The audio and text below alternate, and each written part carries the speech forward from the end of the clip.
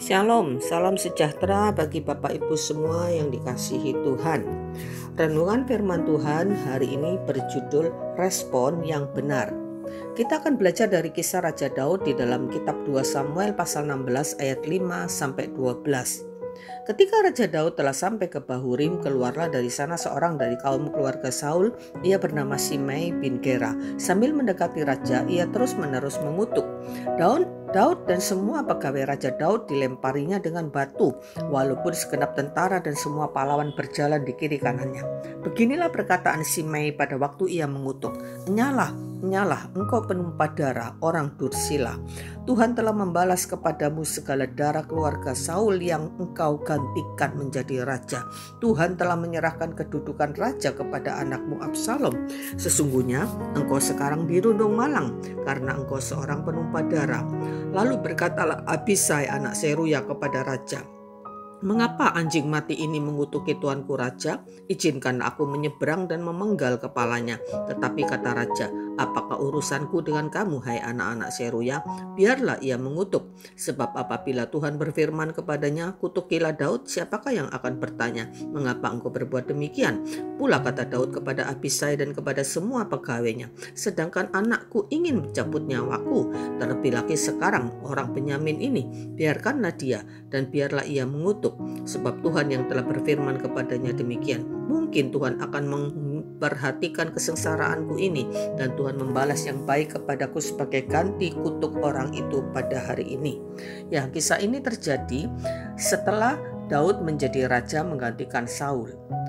Namun di pasal sebelumnya, di pasal 13 terjadi sebuah peristiwa di mana Absalom, salah satu dari anak Daud, jatuh cinta kepada Tamar, anak Daud yang lain dari istri yang lain. Berarti Absalom dan Tamar ini bersaudara tetapi beda ibu. Sampai Absalom itu menyetubuhi Tamar. Ketika Amnon, kakak kandung Tamar, tahu bahwa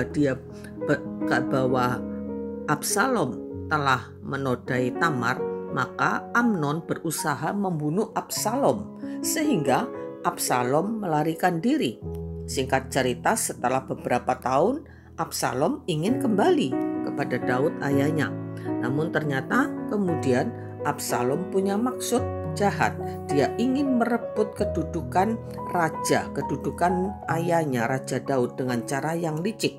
Ia mengambil atau mencuri hati rakyat dengan cara membela orang-orang yang bermasalah, punya perkara, punya masalah hukum, sampai hati rakyat berpihak kepadanya. Dan kemudian Absalom mengkudeta ayahnya dengan mengangkat dan mengumumkan dirinya sebagai raja. Dan anehnya, Daud seorang yang gagah perkasa, mengalahkan banyak bangsa, malah menjadi takut dengan Absalom sampai melarikan diri dari Yerusalem.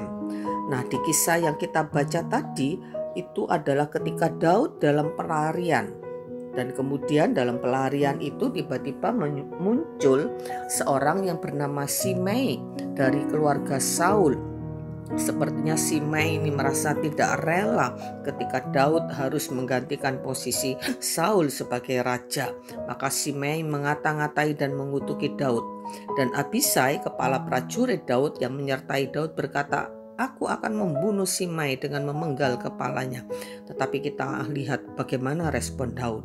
Daud malah memarahi Abisai dan berkata, "Biarkanlah dia atau Simei itu mengutuk. Mungkin dia disuruh Tuhan." Padahal sepertinya tidak mungkin Tuhan yang menyuruh Simei mengutuki Daud.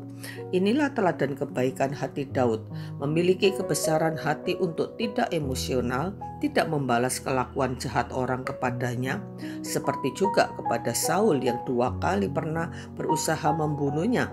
Namun ketika Daud mendapatkan kesempatan untuk dengan mudah membunuh Saul, Daud tidak melakukannya. Mengapa bisa? Ya, karena Daud orang yang sangat dekat dengan Tuhan. Bahkan Tuhan sendiri menyatakan bahwa Daud orang yang berkenan di hatinya. Sebelum bertindak, Daud selalu memikirkan pikiran dan kehendak Tuhan. Terhadap Simei, Daud justru berpikir bisa terjadi apa yang dilakukan Simei ini adalah kehendak Tuhan, sehingga Daud tidak membalas.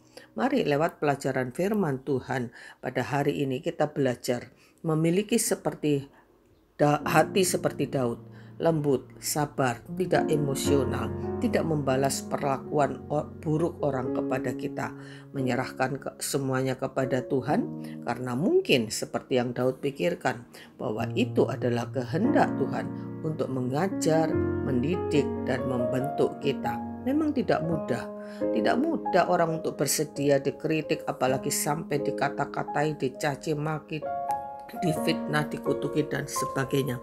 Secara manusia jelas sulit untuk bisa menahan hati dan tidak membalas. Bahkan tidak sedikit orang yang langsung emosional dan membalas dengan lebih jahat.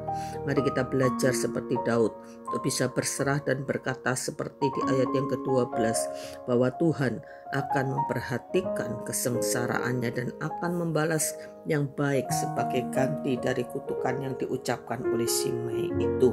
Kita harus percaya bahwa kalau Daud bisa, maka kita pun pasti bisa memiliki sikap hati seperti Daud, yaitu jika kita memiliki kedekatan dengan Tuhan seperti Daud dan memahami apa yang Tuhan kehendaki dan melakukannya di dalam kehidupan kita. Kita percaya ketika ada firman Tuhan di dalam hati kita, ada Roh Kudus yang akan memampukan kita untuk kita berlaku, bertindak seperti apa yang Tuhan firmankan dan Tuhan kehendaki, maka pasti kita akan bisa.